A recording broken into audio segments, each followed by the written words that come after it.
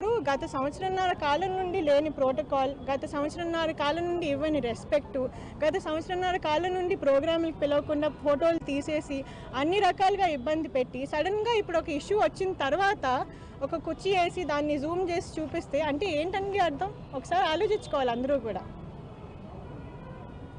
Ticket విషయం ప్రధానంగా మీరు చెప్తున్నారండి. టికెట్ విషయం హైకమాండ్ ఇంతవరకు ఎక్కడ మేము చెప్పలేదు. టికెట్ ఇప్పుడు ఆలపాటి రాజా గారిని, నెట్టం రఘురామ్ గారిని సభ గురించే మేము చెప్పాము. రఘురామ్ గారు కూడా చెప్తున్నారు మేడం. అదే లేదు, ఆలపాటి రాజా గారిని, రఘురామ్ గారిని, అలాగే కొనకల నారాయణ గారిని ప్రత్యేకంగా పంపించి 3 విషయాలు చెప్పారండి. ఒకటి ఏంటంటే ఈ కార్యక్రమానికి ఇన్ఛార్జ్ని వేరే వాళ్ళని నియమిస్తున్నామని.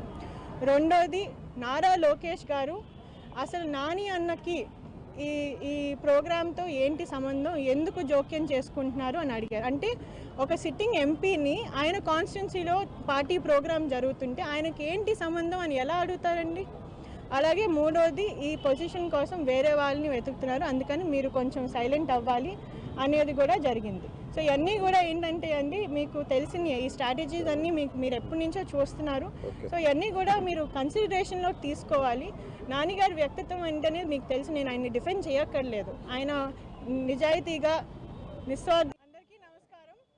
గత సంవత్సరంన్నర కాలం నుండి లేని ప్రోటోకాల్, గత సంవత్సరంన్నర కాలం నుండి ఇవ్వని రెస్పెక్టు, గత సంవత్సరంన్నర కాలం నుండి ప్రోగ్రాములకు పిలవకుండా ఫోటోలు తీసేసి అన్ని రకాలుగా ఇబ్బంది పెట్టి సడన్గా ఇప్పుడు ఒక ఇష్యూ వచ్చిన తర్వాత ఒక కుర్చీ వేసి దాన్ని జూమ్ చేసి చూపిస్తే అంటే ఏంటండి అర్థం? ఒకసారి ఆలోచించుకోవాలి అందరూ కూడా.